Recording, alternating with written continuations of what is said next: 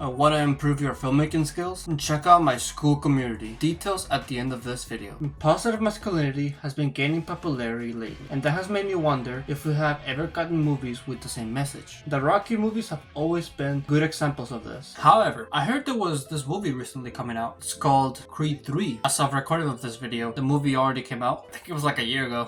But I heard about the fact that it was a sequel to the Rocky movies. I was really interested. The trailers looked pretty cool, and so I checked the first movie out, and it blew me away. I never thought in a million years I would be crying to a Rocky movie. Never ever. I love the fact that this movie has such a different tone to the original. I don't know why, but the best way to describe that tone as this movie is hip-hop. But this movie is able to stand as its own movie. Even though I didn't watch like the other Rocky movies. Like, I didn't watch 3, 4, 5, 6. Why is there so many Rocky movies? There's 6 Rocky movies, what the heck? But even though I didn't watch the other ones, this movie still made me cry. I love how it doesn't rely on nostalgia. This movie is set in Pennsylvania, once again, and I really like this place as a setting for the movie because this is how I feel about it, but it feels claustrophobic and cold, and I really like this aspect. I really also liked it in the original Rocky movie, but it just shows that the greatness can come from the places that you don't expect. Let's first talk about the creation of this movie. What I researched, from what I know, I believe that this movie was made for monetizing the Rocky name. Not that there's anything wrong with that, but if you're gonna do something like this, you have to do it right. And I was surprised to see that the creator for this movie was Ryan Coogler, the same creator who made the Black Panther movies. And as I more researched this guy, the more I see that this guy really likes to work with Michael B. Jordan. I guess they just have a good chemistry together. But the only movies that this guy has made have not been misses. Black Panther is like a solid 5 out of 10. Black Panther Wakanda Forever is a solid 8 out of 10. And Creed 1 is a solid 10 out of 10. For the making of this video, I also researched the behind the scenes of how this movie was made, and a secret obsession of mine is the fact that I just love seeing behind the scenes footage. I just love seeing how people make movies. And Ryan Coogler I could tell that he's passionate about this. Most of the scenes that I saw him with the actors and working with the actual boxers, he seemed really passionate, not just about the Rocky franchise, but also about boxing in general. Like, I saw him being good friends with Tony Bellew. I don't know if that's how you say his name, but Tony Bellew? Tony Bellew.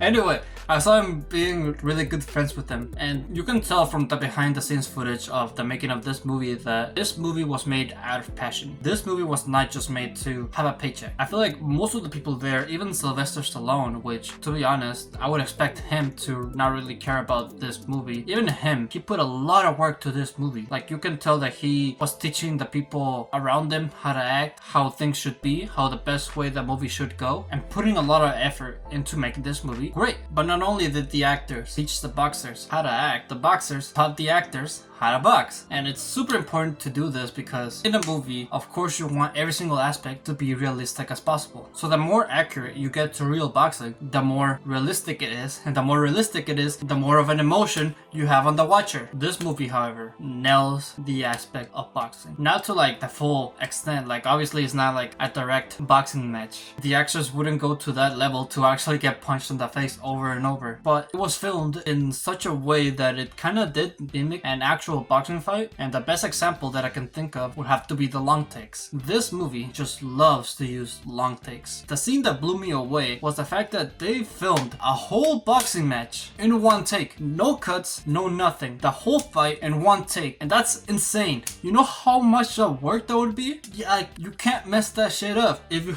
you mess that up once, then you have to do it all again. When I first watched it, I thought there was like a trick to it. I thought there has to be like some sort of way that they had to cut, like some sort of way that like they use some special effects to make the whole thing in one go. But no, they just rehearsed that same 3-minute scene over and over, and that's insane because that must have taken a long time. And when I looked at how they did it, apparently the cameraman just walked around in circles filming the actors. And that's insane to think about. You know how much coordination and precision in order to show all that? Like, you can't show the actors not getting punched. You have to have insane precision, insane speed, insane strength in carrying that camera around. All of that. And the final product looks so smooth. Like, I can't believe they did all of that. How did they did all of that? They filmed the whole boxing scene without cutting. What? Another aspect that I really like is the fact that they use real boxers. I know this isn't new to the Rocky franchise. I'm pretty sure they've used other boxers since the first movie actually. But real boxers have been a reoccurring appearance in these movies. But I do like how the boxers in this movie are handled. They're shown to be professionals and a big deal. Like, the first real boxer that we see in the movie knocks out Adonis. And then the next two boxers that Adonis fights, the movie presents it in a way that it's like a really big deal. So I do like that they give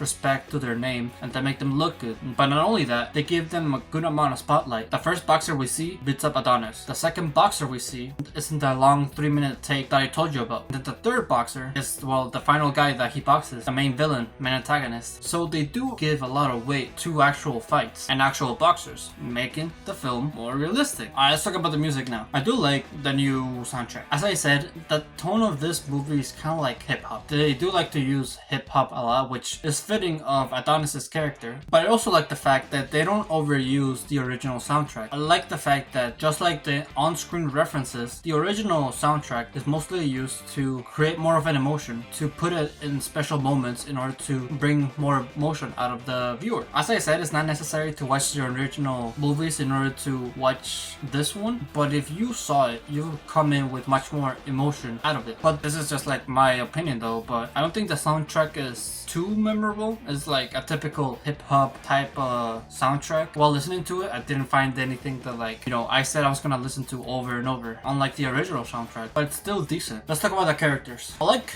Rocky's role in this film. I like his role as a mentor figure, and I like the fact that he's fucking depressed. He lost everyone. I still can't believe that everyone he knows is gone. His best friend is gone, his other best friend is gone, his wife is gone, his son left him, he has nothing. So by all accounts, he shouldn't have anything to live for. I mean, he's given up boxing. He doesn't even have his passion anymore. So why should he go on? And I feel like this aspect is, while not relatable to me, can be relatable to other people. This is kind of similar to Walter White. Walter White is like also kind of lost purpose. He doesn't seek anything beyond his family. If he can just leave something behind for his family, that would be enough. And well, Rocky already did that. Both are similar by just wanting to die at the perfect moment. It sounds kind of sad, but it's true. Once you accomplish everything that you've wanted to do, once you've done things that gave you the life that you have, what else is there? Is there anything more to life than to just fill your own goals? These are all aspects that Walter and Rocky have in common to the question of what lies beyond your goals, your life that you already live. And the answer to both of these problems is simple: the next generation. Once you achieve the goals that you wanted to achieve, you live a fulfilling life, the best way forward is to teach the next generation how to do the same. Unfortunately, Walter didn't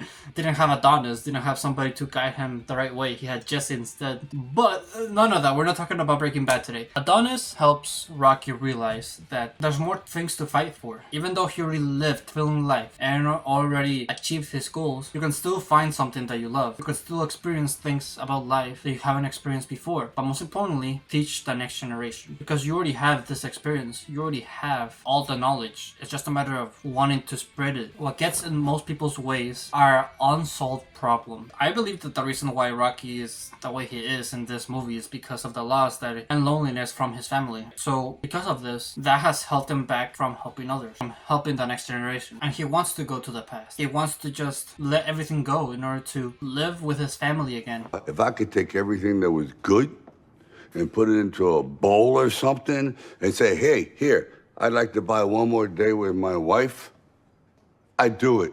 I would die a happy man right then. But there has to be like some sort of purpose if you live as long as you have. There has to be some other thing in your life that's unsolved that you have to solve. I guess that's the best way to put it. And until you solve that problem, that's when you can die. Or maybe there's more problems for you to solve, more things for you to learn, who knows. But this is the aspect of Rocky that I like so much. Feeling lost without a purpose is also something that is insanely relatable. Surprisingly in the youth, but it's something that can be related to a lot of people out there. This theme of purpose is also something that can be related to Bianca, the love interest. When it was revealed that she has repressive hearing aid and she does music, well, that supports the theme of living your purpose while you still can. Because eventually you're gonna lose your purpose through time. Either it be because you don't have the strength to do it, or maybe the opportunity is lost. Eventually, that purpose, that goal that you have, is going to be lost. Bianca symbolizes the fact that you should enjoy this goal / purpose for as long as you can. Make the most out of it, because eventually you're not gonna be able to do it. This is what she teaches to Adonis. Because it's the same thing with boxing. You're not gonna be able to do boxing forever. As a matter of fact, you're probably only gonna be able to do it when you're young, except if you're Mike Tyson. But boxing is limited, and if you enjoy it so much, if it's something that really purposeful for you, then you should enjoy it to the best of your ability. But this just doesn't just go for boxing. This goes for every goal that you have in your life. You should live your life like there's no tomorrow. Do the thing that you enjoy every day. Experience the day to your fullest and do the things that you enjoy. Make something out of every day. Fulfill your purpose. This is what I mean when I say live your life like there's no tomorrow. To simplify it, pretty much live your life with no regrets. This is why I love Bianca over Adrian as a love interest, because while at least in the first Rocky movie, Adrian just served as motivation. They even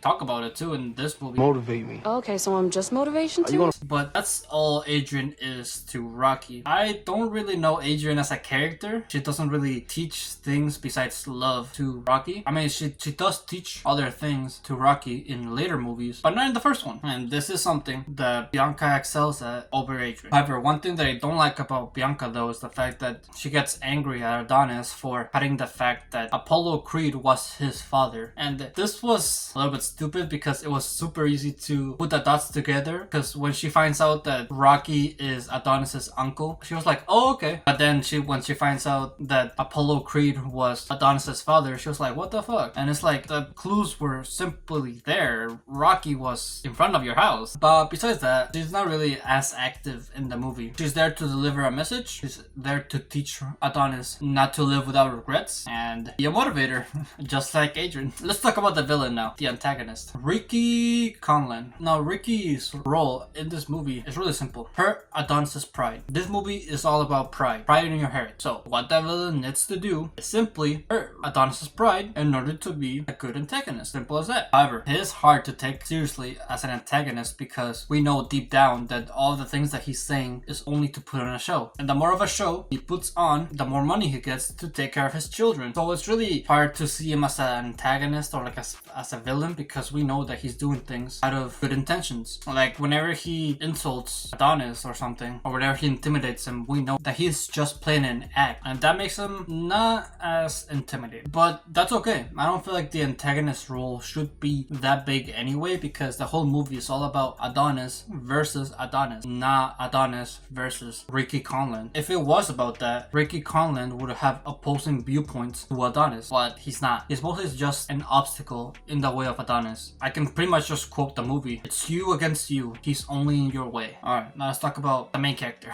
It's scary how Adonis is such a relatable character, especially in today's age. I really love characters who have a lot of expectations of them, where the world expects everything on them, who carry the pressure of everyone and not to let them down, and then they meet those expectations. It's kind of like Gohan. Gohan is a similar character where everyone, his family, the whole world depend on him, and he feels the pressure of this. He feels the pressure of everyone's expectations of him, and he can't match those expectations because of his inner self, because he knows he's not like everyone else. Self-doubt, pretty much. But he overcomes this by embracing himself, embracing the way he is. This is the same deal with Adonis. He feels everyone's expectations of not letting the Creed name down, and through this, we actually, I love the scene where he's about to fight. He starts having a panic attack. We can see that firsthand, that how he doesn't want to mess this up. He knows that if he loses, the Creed name will not live up to the expectations of everyone. He has a reputation to follow, and it's really scary living up to that. Now, for a lot of people, this might not be relatable. I mean, maybe for people who grew up with strict parents, that might be relatable too. But what is relatable is the fact that we all have inner battles. We never always just think about fighting this guy or fighting this one company or taking down this other team or something. The number one enemy that we all have is ourselves. And it's so clear. This movie makes it so clear that the actual antagonist of this movie is Adonis himself. Not because he does anything bad or anything, it's because he doubts himself. He's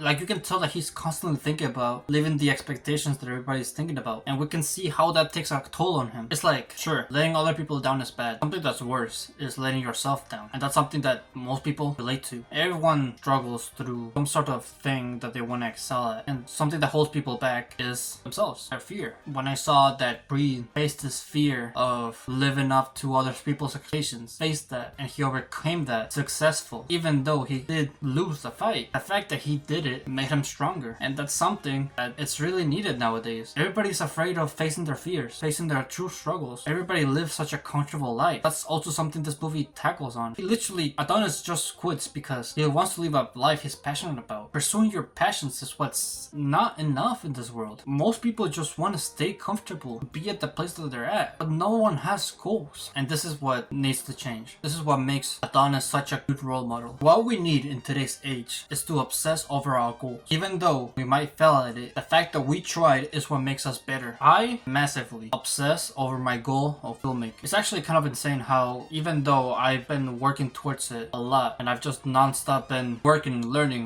learning, I still haven't been able to make progress because I haven't faced my fears. And that's really the only thing that's holding most people down. You know, most people think that one day, maybe after I graduate or maybe after I get this job, things will change. But the only way you really change is by facing your fears. This is what makes Creed such a good role model. He gets the things that we want. He does the things that we want to do, but yet he's held back by this one aspect, fear. And we don't have enough role models who do this. Most people just talk about hard work, discipline, but nobody talks about courage. This is only on the internet. When it comes to movies, people talk about courage all the time. But it's surprising how social media is actually more popular than movies. I can't believe it. It's like we all want to be special. We all want to be the main character. We all want everyone to recognize our efforts. But we all know what we have to do in order to do it, but we don't do it anyway. We know that it requires discipline, courage, hard work. We don't do it because it's scary doing all these things. It's scary putting all this work, then letting yourself down and the others around you down. It's really scary. It takes a lot of courage to put one step forward and believe in yourself at that kind of level. But if you do all of it, you'll be remembered for ages. That's what we all want. We want future generations to look back at you like 50 years from now. Imagine that. Imagine you become so great that 50 years from now, people are going to be talking about you. That's how great you want to be. Even if you fail at it, even if you let yourself down, the fact that you tried is gonna make you make a name for yourself. Reach for the stars because you at least land on the moon. These are all the themes talked about in this movie. And we care about Adonis because we see his struggles, we see how he goes through. And the fact that he overcomes that makes his rise all the more better. These movies are what really inspire young men. Not superhero movies. I mean, some of them are. Some are like Spider-Man that's a good inspirational movie. But I feel like through stories like these, it draws more of an inspiration.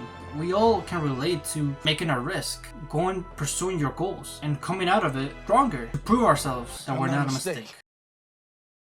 So right now I'm still in the process of making my school community. I have several things planned. I have a screenwriting course planned, I have an editing course planned, and I have a film analysis course planned. I still have not made them yet, but right now I have my community as only $5. Once I start gaining members and once I start making better products, I'm gonna increase that price. So if you want to take advantage of the low price right now, go ahead and click the link in the description. That way you can sign up to my school community. But not only are you gonna get courses, you're also gonna get one-on-one time with me. If you want to send me your short films, I'll happily analyze them and give you feedback on them. This is also going to be a platform where you'll be able to freely upload your short films and also screenplays. I have several experiences with writing my own screenplay and I want to give you feedback on your own screenplay. So just another reason why you should join my community. Again, $5 is going to become more expensive later, so I highly suggest you take advantage of the low price right now. So with that, thank you for watching this video. If you liked it, make sure to leave a like, subscribe if you're new or if you like my channel, and always remember to live your life like there's no tomorrow.